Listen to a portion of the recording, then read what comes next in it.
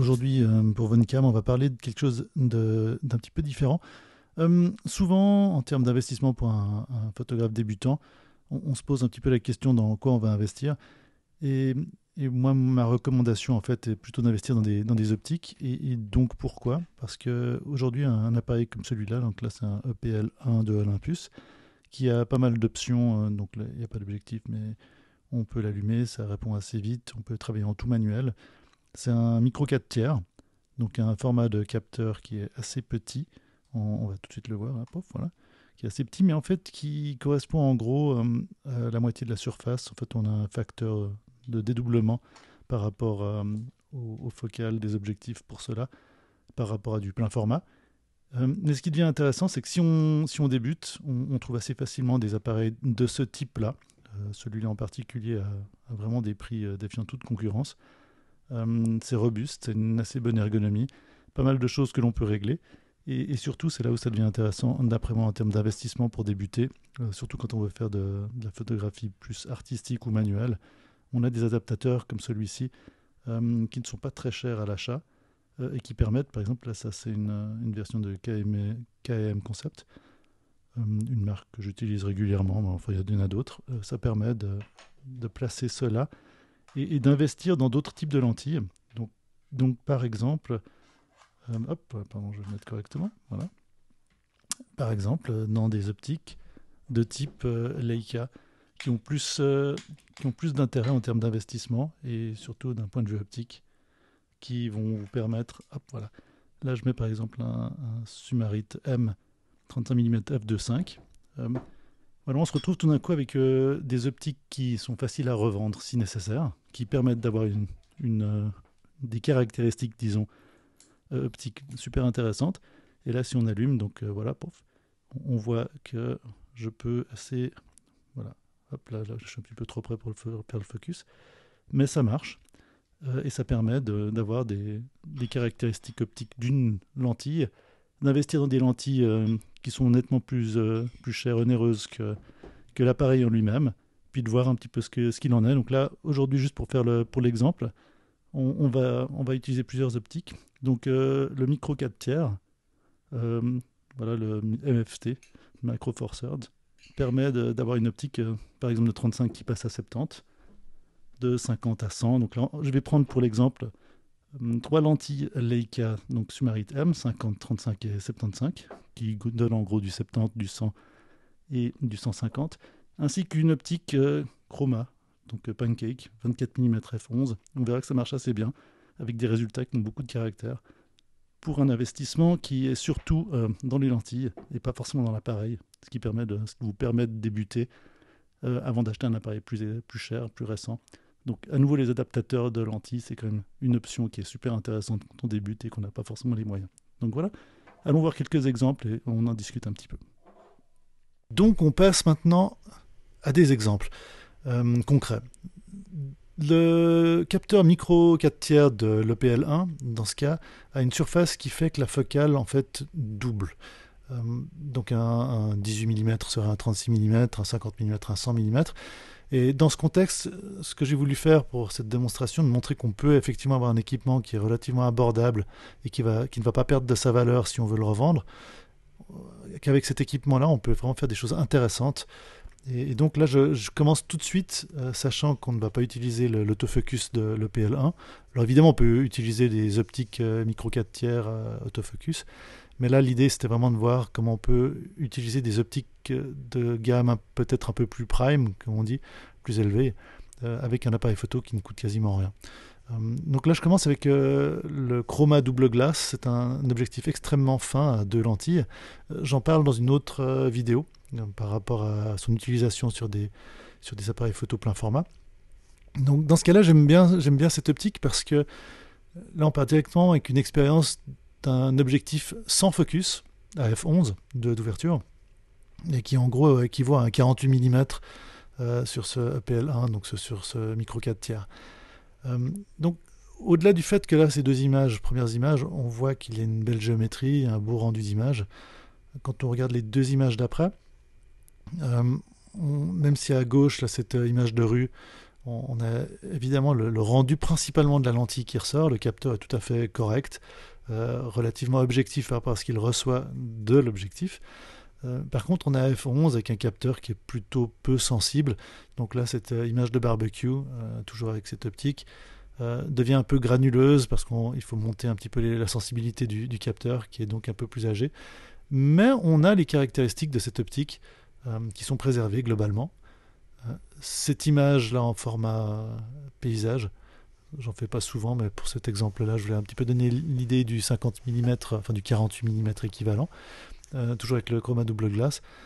On voit que c'est tout à fait pertinent comme équipement. Et en fait, vraiment avec l'EPL1, avec cette optique, on allume, on prend la photo et on éteint.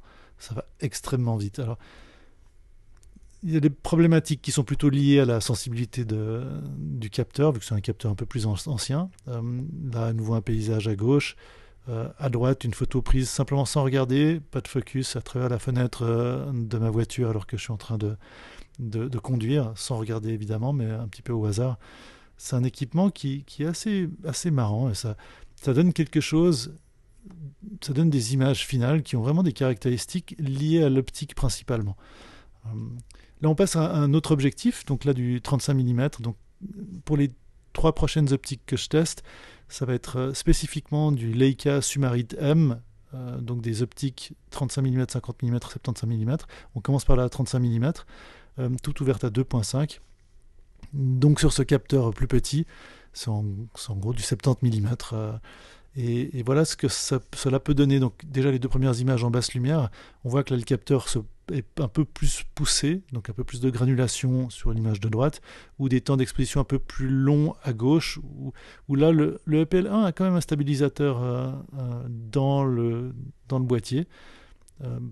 Pas forcément très efficace, c'est une ancienne génération, surtout dans ce contexte-là, mais ça reste qu'on a des images qui ont vraiment les caractéristiques de l'optique principalement, et donc on retrouve vraiment un rendu de ces optiques, alors évidemment un peu plus télé que grand angle. Même chose ici pour ces 2 images avec un peu plus de lumière, où on a vraiment des caractéristiques optiques qui correspondent bien au Sumarit M, pour ceux qui le connaissent. C'est une gamme de chez Leica, avec un rendu assez moderne, mais vraiment un rendu typique Leica. Et là, alors évidemment, un boîtier adapté permettrait d'avoir évidemment un plus grand champ optique, donc un 35 mm. Mais ici, on a déjà un bon avant-goût de la caractéristique de l'optique à un prix vraiment moindre. On a vraiment le coût de l'optique qu'on peut trouver en deuxième main, mais l'appareil photo, voilà, on peut le trouver entre 50 et 100 euros environ. Ou moins, ça va dépendre un petit peu de la progression du marché de deuxième main, mais vraiment des appareils photo de très bon marché, on a pas mal d'équivalents.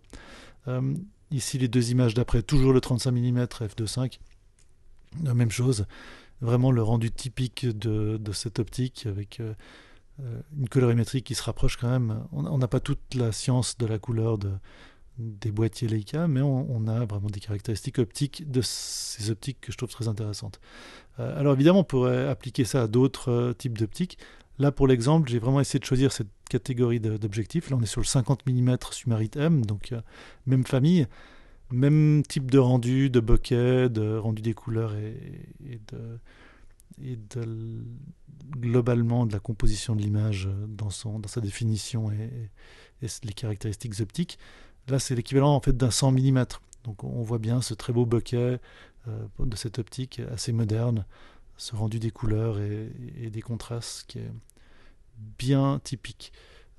Encore 2 exemples là, avec différents types de lumière. Je trouve que sur ces 2 images, on a vraiment...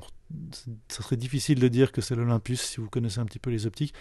Ouais, je pense que c'est des solutions pour ceux qui veulent investir peu d'argent ou qui n'en ont pas tout simplement, et qui veulent investir dans quelque chose qu'ils peuvent potentiellement revendre. C'est un bon moyen d'acheter un boîtier qui ne coûte vraiment pas grand chose, un adaptateur qui ne coûte pas grand chose non plus, et ensuite d'investir dans des optiques qu'on peut de toute manière revendre pour leurs caractéristiques.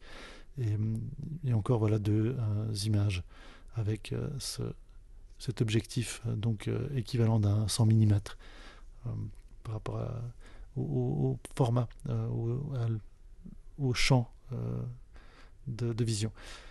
Et pour finir, j'ai pris une troisième optique de la même famille, le Summarite M75 mm. Toujours ces mêmes caractéristiques globalement de traitement de l'image, ces compositions optiques bien particulières avec beaucoup de caractères. Ça marche très bien sur ce capteur micro 4 tiers et cet Olympus. C'est juste pour montrer qu'on peut avoir un résultat qui est proche de quelque chose de plus fin, de plus puissant en termes de rendu, d'équipement plus puissant. Mais on peut parfois faire des petits compromis techniques, mais qui ne sont pas si compromis au niveau du résultat. Alors là, c'est évidemment un résultat de 150 mm équivalent. Voilà encore deux images pour montrer que des plans rapprochés avec ce bokeh bien typique de cette optique. Alors l'image de droite commence à montrer aussi certaines limitations qui peuvent être liées et à l'optique et au capteur, ces différentes composantes optiques, la manière dont les rayons arrivent sur le capteur, ou tout simplement la diffraction et les distorsions chromatiques liées à l'optique. Là, on voit on arrive dans ces saturations en fait des hautes lumières. On a vraiment ce côté magenta qui ressort. Alors ça, c'est des choses qui peuvent être corrigeables en post-traitement, mais c'est quelque chose auquel il faut se rappeler, quelque chose dont il faut se rappeler. On ne prend que le centre de l'optique, vu qu'on est qu'en micro 4 tiers. À nouveau sur ces deux dernières images, si on fait attention aux saturations, on n'a pas ces effets, mais par contre on a le rendu typique de ces optiques. Donc voilà, c'était juste un petit épisode un peu court, un peu léger, où je voulais juste montrer par l'exemple qu'on peut très bien envisager d'avoir un boîtier extrêmement bon marché, deuxième main électronique, l'adapter à des familles d'objectifs un peu plus haut de gamme, et que ça peut être une très bonne approche dans un premier temps de l'investissement et aussi de l'apprentissage de ces équipements si on n'en a pas forcément les moyens d'acheter les boîtiers un peu plus onéreux qui vont avec ces optiques. Voilà, donc j'espère que ça vous a quand même donné des idées, ça vous a peut-être ouvert les yeux sur des expérimentations à faire ou d'autres types d'investissements en termes de matériel. Et voilà.